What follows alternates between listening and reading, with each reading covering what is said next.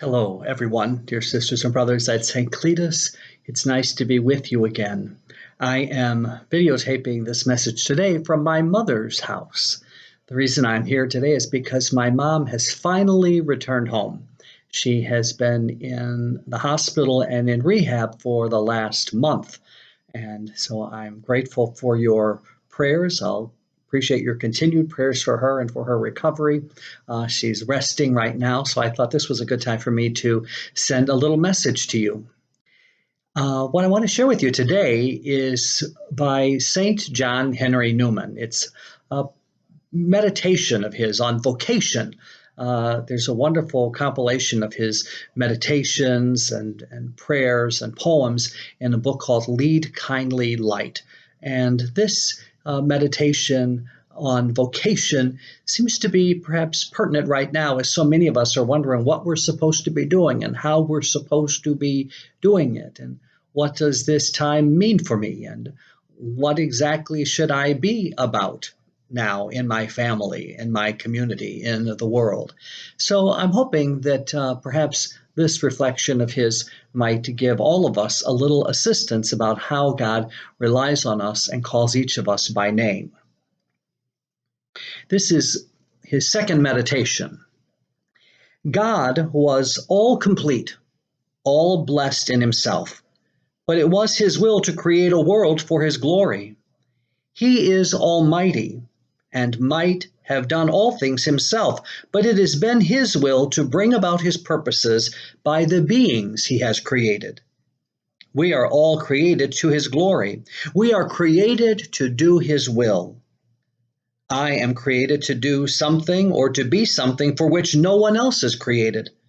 I have a place in God's counsels, in God's world, which no one else has.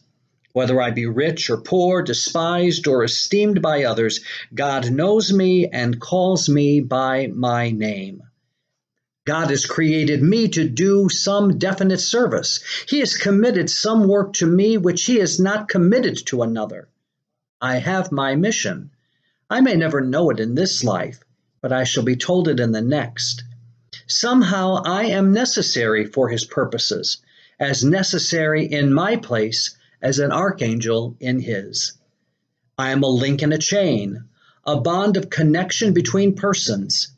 He has not created me for nothing. I shall do good. I shall do his work. I shall be an angel of peace, a preacher of truth in my own place, while not intending it, if I do but keep his commandments and serve him in my calling. Therefore, I will trust him. Whatever, wherever I am, I can never be thrown away. If I am in sickness, my sickness may serve him.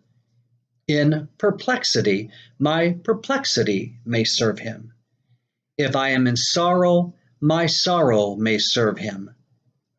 He does nothing in vain. He knows what he is about. He may take away my friends. He may throw me among strangers. He may make me feel desolate, make my spirits sink, hide the future from me. Still, he knows what he is about. He knows what he is about. He is about creating us in his image and giving us our names, names that he chose for us from the moment he created us and placed us into the world. We are his, and he has created each one of us to be of service in the world. The thing that I've been created for is not the thing that you've been created for, and the thing that you've been created for is not the thing that I've been created for. It means that each of us has a place in this vast array of the world that God has given to us and has placed us in and has asked us to be a part of.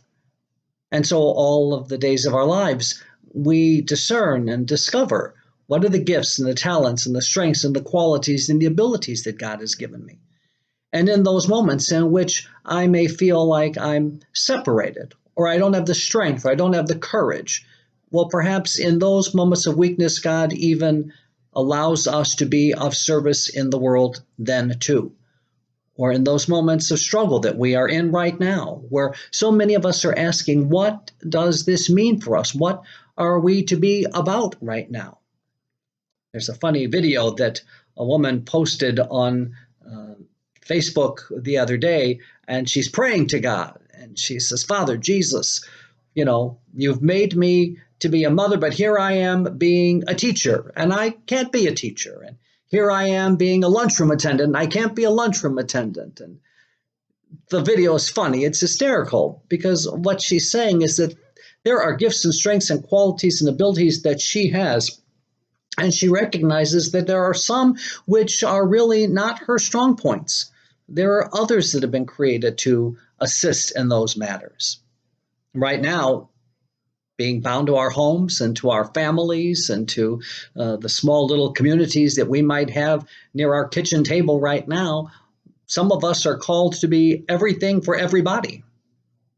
24-hour parents, 24-hour spouses, 24-hour clergy. It's not that we aren't called to that ordinarily, but now we're really on for it day in and day out.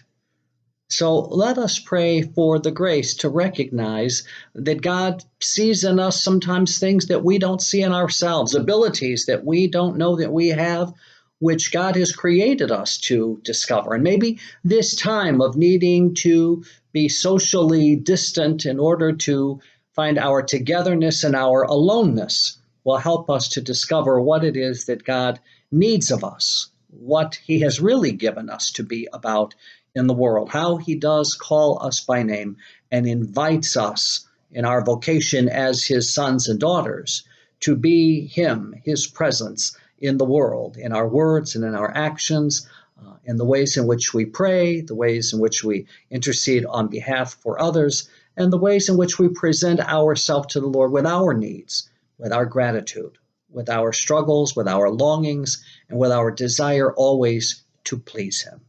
We pray that St. John Henry Newman will intercede on our behalf, especially during this time that we find ourselves in, that we will journey together in strength and in courage, knowing that God has created each one of us for the goodness of His service. Let us pray to be the Lord's presence in the world, in our families, in the community that we live in, by our courage and our strength and our unity in these days.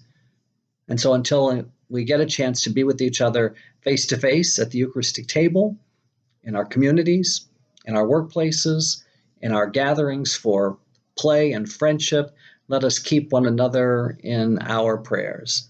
Let us remember that we are all created by God, that this journey we make hand in hand with one another. And while right now we can't hold hands with each other, we do hold hearts with each other. And these are the gifts that God has given to us. I hope you have a good rest of your day. As I mentioned before, I'm going to try and do a couple of recordings, 2 or 3, during the course of each week.